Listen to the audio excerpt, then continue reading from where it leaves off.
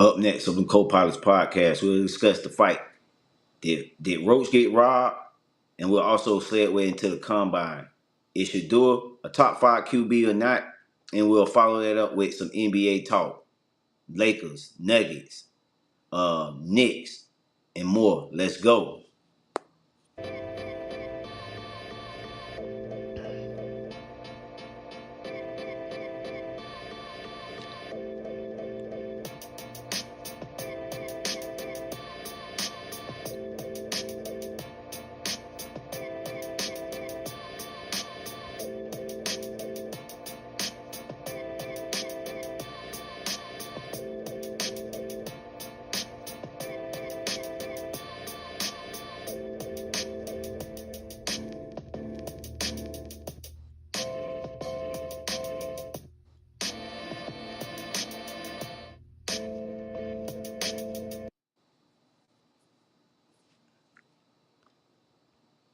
Yo, yo, yo, it's your boy Joe, man, and it's the Co-Pilots, episode 80 in the books, man. Unfortunately, tonight, boy, co-host Greg couldn't be here. You know, he taking care of some personal things, man. He out on the road handling business. So, we gonna get right into it tonight, man. I want to thank everybody for tuning into the show. I know we got a little bit late started. I was having some technical difficulties. Uh, Trying to get this thing up and running now, man. You know, still some new nuances and everything to the new stuff that I'm doing with right now. So we're gonna get right into it tonight. And tonight I'm gonna drop in the chat the link. So if you want to call in tonight, say something. We're gonna be talking sports, mostly the fight. We're gonna talk a lot tonight, man. So we're gonna get right into it, man. And the first topic of the night is gonna be Roach, man. And did get Roach get robbed, man? And let me go ahead. I'm gonna post this in the chat. Post this in the chat. Copy this before we get started. I want to get everybody in here. So if anybody want to come in here and talk tonight, definitely post what they gotta say. So it's in the comments now. Oh,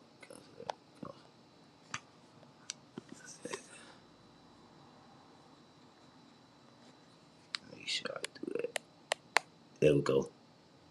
Yep. So it's in the chat now. So again, Roach got it in the chat now, the box. If you guys want to come in and talk about some sports tonight, so it's in the link is in the chat. So did Roach get robbed? In my opinion, I think, and I'm gonna stand on what I said in my video. The video is is on the YouTube page. I think it was the right decision. I think that when you look at the fight, man, if you gonna come and fight the champ, you're gonna have to beat the champ convincingly, man. It can't be no okay, he had his moments or he dominated in this. You gotta win convincingly, like a knockout or something of that nature. Like salute to some social media people. I'm sorry, that was posting that was in support of what I was saying because again, man, you can't say Roach is technically won that fight, and I broke it. I want to break it down in a couple different ways, man. Um, like I think everybody know Tank might have had a bad office in the fight for this fight, man. It was a bad night. He didn't fight like I think how everybody expected him to fight. A lot of people think he was gonna knock him out, and he didn't deliver on that. But again, just to not to take that away from him, I think everybody can have their bad days, and that don't take away from his greatness. But to say that uh, he lost his fight, we can name people that that was title guys that lost their fight convincingly. And again, it goes back to what I was saying earlier: how convincing win, like Roy Jones, how he lost, Earl Spence, and hell, even that fight earlier with Gary Russell fight, how Gary Russell dominated that young boy and got his belt back, got a belt. So I mean, you just have to look at um those factors, man, and take it to the account, man. That I mean, I just don't think that this guy he deserved the win that fight. I think the draw was good. He had his moments. Yeah, he might have had him on the ropes right here and there, but again, Tank, he stood in the paint and he held it down too. So I think it was good. I know there's a lot of people out there, a bunch of different controversies out there that I've been hearing. Some people saying that, Tank tried to get his guy to fight so, it can put him in line with other fights in the future. I've heard that. And I heard, that, this right here was, it was just, it wasn't real. It wasn't really a real, basically like a handshake type fight in a sense. So, I mean, you just think about all that, man. I just think that the fight was still a good fight, regardless of whatever controversies or anything that everybody they're talking about. I think at the end of the day, man, it's just, it wasn't what everybody expected. I think that's what it all came down to, expectations. I think a lot of people had this fight hype. Tank is one of the top guys in the sport, and when he fight is big time. Everybody want to see that knockout, man, and they can get it.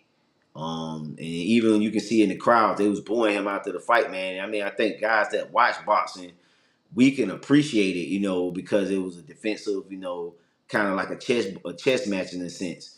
And so, but the average common fan, they're not going to understand that. So I think, into that regards, that's what has a lot to do with people saying he lost the fight, because in that, at least that's in my opinion.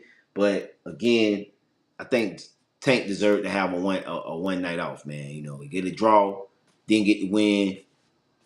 It is what it is. I think we beat that. I beat that point up enough, man. But moving right on to my to the next segment, we'll talk about is the combine news, man. And in combine news, man, there was reports out there today that said a top five, no, actually a top seven QB coach that said that Sheduer Sanders is not a top five QB. And he also stated that he was very arrogant in his interviews, basically saying that he hasn't proven anything, or just for how he came across in those interviews with some of those execs and everything. I don't know what they do in the combine when they talk to those guys in those interviews. I'm just assuming. But what I will say this is that I do feel like Sheduer Sanders is getting a lot of undue scrutiny based on his father, and I think that um, it's not right in a sense. Now, do I think Now I've been one of the people, and I've been saying it since last year on my channel, on my other channel, when that got deleted, whatnot. I said it that Shedeur Sanders was not a top five quarterback. A lot of people didn't want to hear that then, but I'm saying it. I kind of figured that. But at the same sense, he still shouldn't be getting the undue scrutiny, because we had guys like Caleb Williams last year. I mean, well, yeah, last year, and we had guys in the past before that set out and had some of these same type of controversies, and it was not criticized as bad as Shedeur Sanders.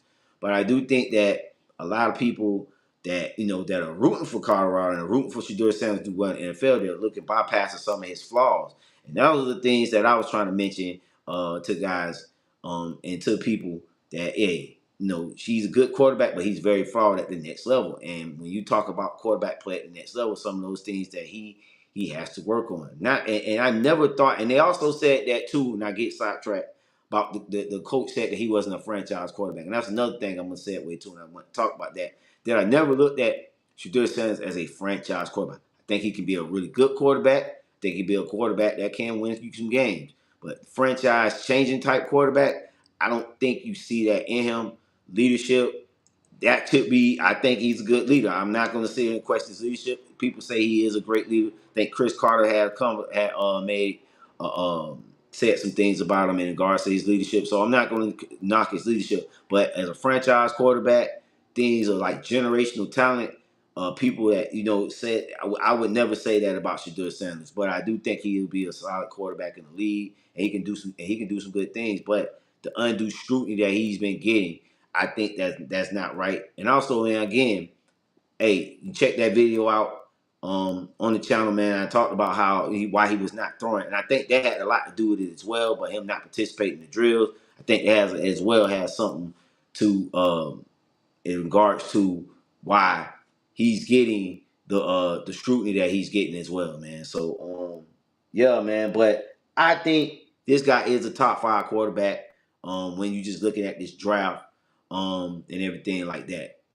But speaking of the combine as well, man, I want to also talk about the NFL combine as a whole, man.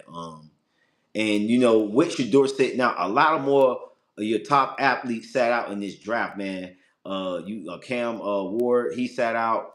And I mean, out in Genty. I mean, we had a lot of guys sitting out. And I went back and I wanted to do some research on this topic.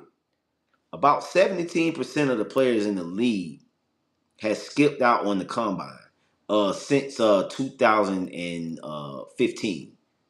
And so, which leads me to the question is, do we need to kind of change up the way we do this combine? Because I think a lot of times, man, with this combine, you have some teams put a lot of stock in into the combine, and you have others that don't. Me, what I feel about the side of this thing is that it's some good in the combine, and then it's bad. And the bad is the illusion, thinking that you see what you're seeing on this field and think it's going to translate on the field, and that don't be like that. Some guys just don't. They don't run good. They may perform good in drills, but when you get them on the field, they gamers, they ballers.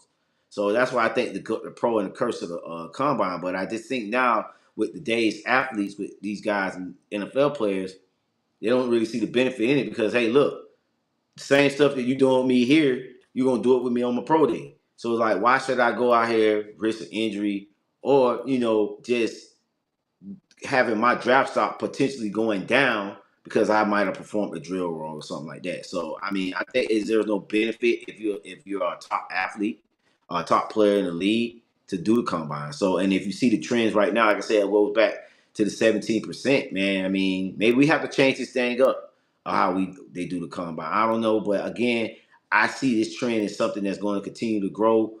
More players are going to start sitting out in the combine. And I think you're going to see next year's draft, you're going to see a lot more of these players sitting out, a lot more of these top names. Just be on the lookout for that. And I just think that's something the NFL might need to start taking a look at, the way they do this combine, man. Because, again, these players are a lot smarter now these days. So, yeah, man.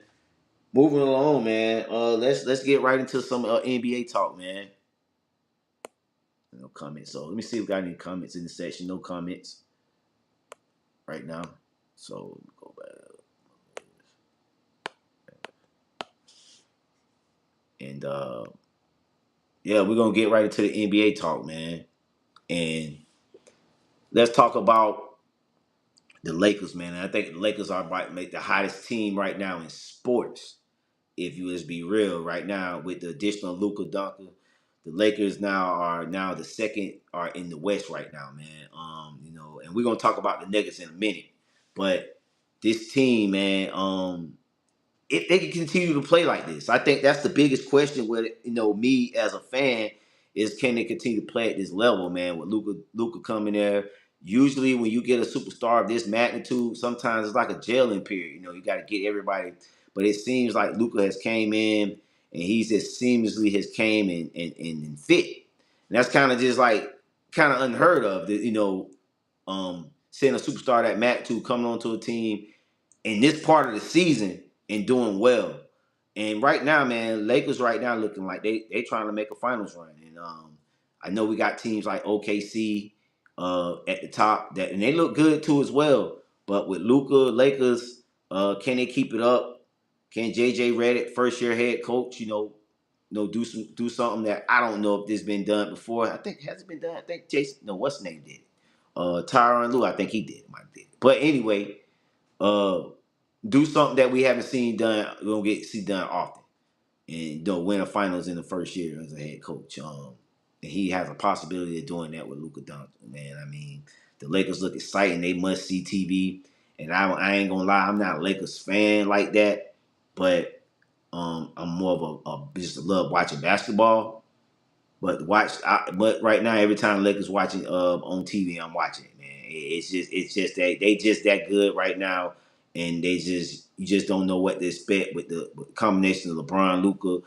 It's something special happen every night they on the court, man. So I'm glued in, I'm locked in, and I mean right now I'm really a believer of the Lakers right now. I gotta go at them boys right now because they look too good. But again, I ain't gonna, like I say, the young OKC team, They got like remind me a lot of when Russ, KD, and they had James Harden. That group they got Jalen Williams, Shea, and Shea Gill, Shea SGA. Man, it's nice to see.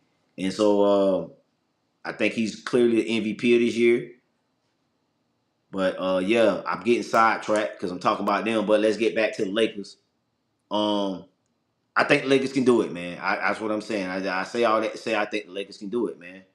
Um, let's talk about let's talk about Boston a little bit, man. Like Boston, I've been watching Boston for the last week, man. And I like Boston. They got nice. They're probably the most complete team in the NBA, hands down from the bench, starting five. Like this team is complete. But I think the thing that scares me about the Boston Celtics is the fact that these guys, um, they give up big leads, man. I mean, if you've been watching them they just give up big leads. I mean, you watch this game Sunday against the Nuggets, man. They shouldn't have been that close going into the fourth quarter. The way they was dominating that game, and it just seemed like they lapsed focus at times, man. And they stop playing defense. They just it's I don't know. And they do this all the time. They'll end up winning these games. Don't get me wrong. They'll lock you back in and they'll end up winning these games. But I just think you're not gonna be able to keep doing that with good teams, especially in the playoffs. You get a team like the Miami Heat, who we know has gave them trouble, history giving them trouble in the playoffs. That happens again. Um, or you get a team like the Bucks, experienced team, Giannis. I don't trust Doc Rivers, but they got enough like Dame. These guys have been in deep playoff runs that can give you problems if you don't put them away. And Boston is another team like the Lakers, who I do like. I think those two are the two surging teams. If you ask me, the Lakers and the Celtics are the two teams right now are surging. They're surging in the East and they're surging in the West. And I think when you look at Boston, I just think that they got to get that under control, man. Giving up those leads late. Yeah, man, they got to tighten that up, man. They definitely have to tighten that up, man. Another team I want to talk about. Now let's talk about some teams that are not doing so good, man. And I want to talk about the 76ers, another that I didn't put them on here, man. The 76ers, bro, man, y'all had playoff P, way off P, whatever y'all want to call him P. This dude last week said he gonna take time off because he got to focus on his podcast. I mean, to focus on the team from his podcast or whatever, man. And I just thought, man, that was very strange because I'm like, bro, you as an NBA player, bro, nobody shouldn't tell you that. That should be your first priority. But I do think that he tried to bite off more than he can chew. He thought he could possibly be like a Draymond Green or somebody, one of these other guys that's in the league that could, a Michael Parsons or somebody like that of nature that could play in season and still do a podcast throughout the season. And some guys ain't like that, man. And I think Paul George figured that out, man. But then you just look at the 76ers as a whole, man. This season been a disaster. Joel Embiid, they was playing him hurt. I'm finally glad they kind of shut him down. Paul George, you sign him, you give him all this money. And it seemed like the Clippers made the right move, man, because they ain't missed a beat over there, man. They still looking good, even though they lost to the Lakers the other day. But they look good. Paul George, man, I don't know, man. I don't think everybody's still looking for that Indiana Paul George. That's what we fell in love with. We fell in love with that Indiana Paul George when he was battling with LeBron, a young LeBron, the Heat. You know what I'm saying? We want to see that. And I don't think we're gonna ever get that Paul George, a version of Paul George ever again, man. I hate to say it, man. It's just unfortunate, man. The 76ers, I thought they would be a better team this year than what they are. The only guys I know that I sit been probably hooping on their team is Kelly Oubre, Tyrese Maxey. Them guys they've been doing their thing this year, man.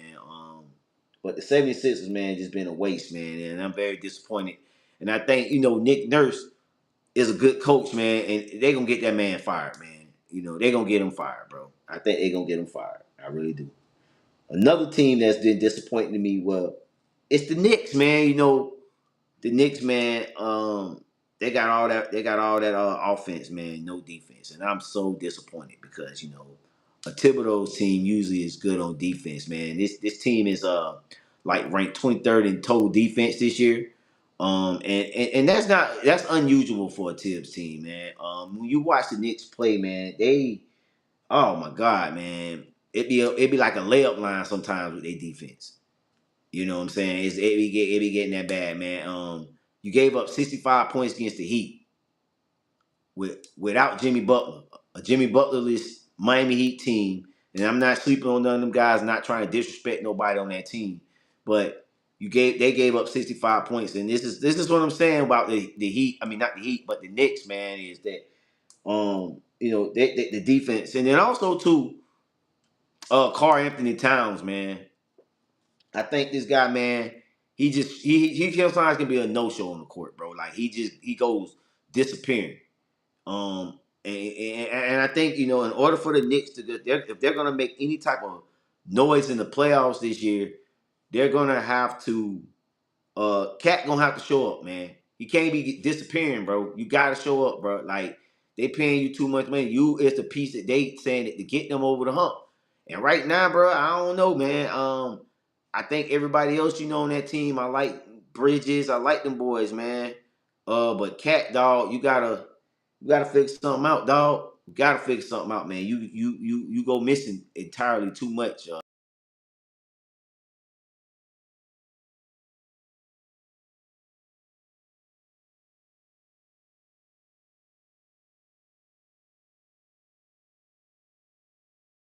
Yeah. All right. We had some technical difficulties just then. Sorry, just went out, blacked out. I don't know what happened just then. So what I was saying, I was just saying, Cat, man, you gotta do better, bro. You gotta do better. You gotta, man. I don't know, man. It's one of them things with you. This is gonna be you're the Elba Florida team, bro.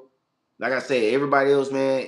I just don't like the disappearing action of this guy. I think about the Boston game last Sunday, man, where uh this guy didn't get a bucket till like midway through the third quarter. I almost say his first bucket, and I'm like, bro, in big time games like this, like you supposed to be playing your best basketball right now, Cat. Like everybody in like right now, everybody's supposed to be playing your best basketball.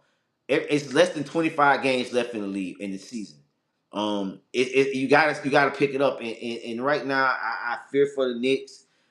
They did come back and win that game on Sunday, but it's not. It gonna have to tighten up, man. I think it has to start on the defensive side of the ball, man. It has to. Um, and the last team I want to talk about is the Denver Nuggets, man. The Denver Nuggets. Um, I think they got a Jokic problem, and what I mean by they have a Jokic problem is teams to figure out how to beat the Nuggets. If you watched that game against the Celtics, they played them the exact same way the Lakers played them, and everybody's starting to play them the exact same way. We're gonna send double teams or triple teams at Jokic. He's gonna pass the ball, and we gotta rely on guys like Westbrook, Bron to hit open shots. Jamal Murray sometimes, man, he's very inconsistent.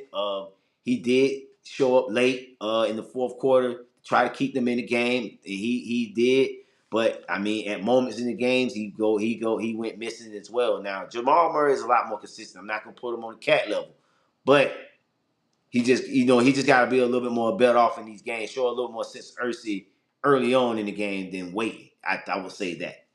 Uh, but I think it's issues, man. There is issues with this Nuggets team, and they got to figure something out quick because it's like I say, everybody's playing their best, and Mike Malone got to have to find a way to get Jokic,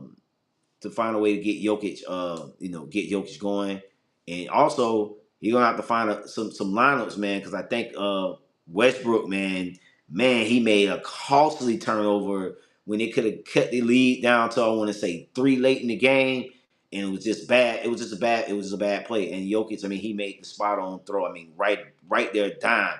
sits all Russell got to lay it up. He fumbled the ball, then try to play it off and be like, oh no, he touched it.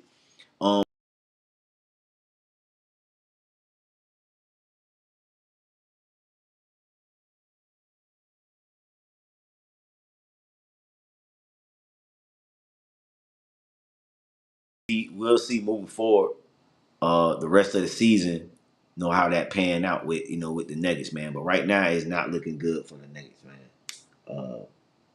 So let me check the comment section. Let me see if anybody leaving the comments. Ain't nobody calling. Hey man, ain't nobody want to talk sports with me tonight. That's cool. And I thank anybody that came on for whether for 2 minutes, 2 seconds, 10 seconds, whatever, man. I appreciate all the love and support, man, of all. So I'm gonna segue into the arrivals this week. To arrivals, partners and arrivals, man. And I'm gonna start with my arrivals this week. My arrivals this week, NCAA women's and men's basketball, it's championship week. Tournament started underway. Looking like another disappointing season for my Seminoles in basketball. So, ain't nothing rude. They got beat by Duke yesterday, blowed out, you know what I'm saying? Cooper Flag did his thing.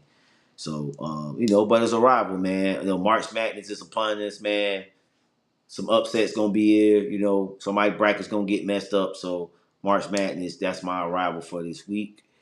And my departure for this week is the mainstream media at the combine, man. Shame on you guys, man. For you guys, some of you guys are taking your frustrations and whatever your dislikes on Sheduer Sanders out on him and not being fair to him. Now, we're not saying he's the world greatest quarterback in the world, but what we are saying is treat him fair. And I think right now in the combine, they haven't been treating Sheduer Sanders fair. So that's my departure for this week, man. And with that concludes the Co-Pilots episode 90. We'll have this streaming on all streaming platforms. Probably have it out, if not tonight or sometime tomorrow. It'll be on all streaming platforms for you guys to go back and replay and listen to, man. I want to thank you guys for all love and support. Also, subscribe to the newsletter, man. Free email newsletter, man. What's going on? I keep you up to date with what I think is going on cool in the popular day in the world of sports, man. Free newsletter, man. You can get it on Substack. Also, you can get it on LinkedIn as well, man. Go check it out. The Takeoff, man. I'm dropping a newsletter every week on sports, man. Dope. If not, subscribe to the YouTube page, man. If not, go listen to the Co-Pilots podcast on all streaming platforms, man. It's your boy Joe, one half of the Co-Pilots podcast. Greg, man, I love you, man. Praying for you. And we out. Peace.